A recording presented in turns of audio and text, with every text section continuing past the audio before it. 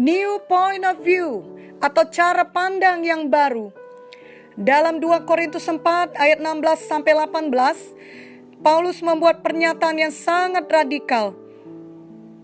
Di salah satu ayat firman Tuhan tersebut ia berkata, "Sebab penderitaan ringan yang sekarang ini mengerjakan bagi kami kemuliaan kekal yang melebihi segala-galanya, jauh lebih besar daripada penderitaan kami." Jelas sekali bahwa semua penderitaan yang dialami Paulus sangatlah berat. Karena 2 Korintus 11 ayat 23-28 menjelaskan bahwa Paulus banyak berjeri lelah, sering dalam penjara, didera di luar batas, sering dalam bahaya maut, disesah, dilempari dengan batu, terkatung-katung di tengah laut, sering tidak tidur, dan banyak lagi hal berat lainnya. Mengapa ia dapat berkata semua itu sebagai penderitaan ringan? Tentunya Paulus memiliki cara pandang yang berbeda dengan kebanyakan orang mengenai semua penderitaan yang ia alami. Sehingga walau banyak orang akan berkata bahwa itu penderitaan yang berat, justru ia berkata penderitaan yang ringan. Beberapa waktu yang lalu, kami pergi dengan Ibu Munte ke Sentani, Papua dengan menggunakan pesawat terbang. Sesudah take off, kami melihat keluar melalui jendela pesawat.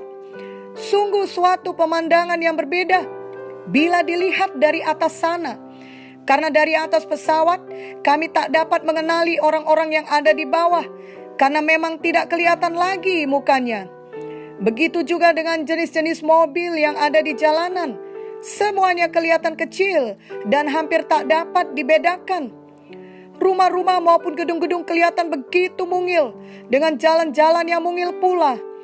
Padahal sebenarnya banyak dari rumah dan gedung tersebut adalah bangunan yang besar, tinggi, dan megah. Namun bila dipandang dari atas sana, semua kelihatan begitu kecil. Itu membuat kami berpikir bahwa sesungguhnya prinsip yang sama berlaku dalam hidup kita ini. Yakni bila dipandang dari satu sisi, maka sesuatu itu dapat terlihat begitu besar. Namun bila dipandang dari sisi yang lain, misalnya seperti yang kami lakukan dari atas pesawat, maka hal yang sama tersebut dapat terlihat sebaliknya, yakni hanya kecil saja. Jadi sesungguhnya itu tergantung dari cara pandang kita. Kerap kali bila kita tidak hati-hati, kita memandang persoalan atau penderitaan kita dari sudut pandang manusiawi saja, sehingga kita melihat semua persoalan atau penderitaan tersebut begitu besar dan sukar bagi kita untuk tetap sukacita dan setia. Misalnya, ketika kita sudah bersikap baik, justru kita mendapat kritik. Ketika kita sudah banyak melayani, justru orang-orang yang kita layani melupakan kita, bahkan mengadukan kita untuk masuk pengadilan. Atau ketika kita sudah berkorban, kita justru mendapat berita buruk, yakni laporan dari dokter bahwa penyakit kita sangat parah. Atau ketika kita sudah banyak menolong orang, justru kemudian ada orang lain yang menipu kita dalam bisnis, sehingga kita mengalami kerugian yang besar. Atau kita sudah menjadi orang yang paling rajin dan berbakti dalam pekerjaan kita, justru kita satu-satunya yang tidak mendapat kenaikan gaji. Atau ketika kita sudah bersikap tulus, justru kita difitnah dan nama baik kita dirusak dalam sekejap mata. Banyak lagi contoh masalah lain yang mungkin kita alami, khususnya dengan adanya pandemi virus corona atau COVID-19 ini. Namun hari ini, marilah kita memutuskan untuk melihat dengan cara pandang baru, yakni Tuhan Yesus tetap baik ketika semua yang kita lihat tidak baik. Tuhan Yesus bukan hanya baik ketika semuanya baik, tapi Tuhan Yesus baik dalam segala perkara, dalam setiap waktu. Mari kita berkomitmen untuk tidak membiarkan semua masalah atau penderitaan menghanyutkan kita dalam kesedihan, kekhawatiran, atau bahkan kemarahan karena ketidakadilan yang kita alami. Memang bila kita hanya memandang secara manusiawi kita, kerap kali kita dapat merasa bahwa hal-hal yang terjadi dalam hidup kita tidak adil dan tidak dapat kita mengerti sepenuhnya. Kiranya hari ini kita memandang hidup kita dengan cara pandang yang baru, yakni cara pandang menurut firman Tuhan, di mana semua persoalan dan masalah yang kita alami itu adalah sangat kecil, bahkan tidak berarti bila dibandingkan dengan kuasa Tuhan Yesus yang memihak kita, bila dibanding kasih Tuhan Yesus yang tidak pernah meninggalkan kita. Sama seperti gedung yang besar sekalipun, bila kita pandang dari atas pesawat kelihatan kecil sekali. Gedung itu tidak berubah ukurannya, tapi cara pandang kita yang berubah. Tadinya kita memandang dari bawah atau sejajar dengan gedung, sekarang kita memandang jauh dari atas sana. Begitu juga dengan masalah yang kita hadapi. Mungkin masalah itu belum langsung berubah, tapi cara pandang kita sudah berubah menjadi cara pandang Tuhan. Kita tidak takut lagi, kita tidak khawatir atau sedih, kita tidak mau menyerah, karena kita melihat semua masalah itu tidak ada apa-apanya bagi Tuhan kita. Maka walau kita berada di tengah-tengah badai masalah, kita dapat menjaga hati kita untuk tetap sukacita dan setia kepada Tuhan.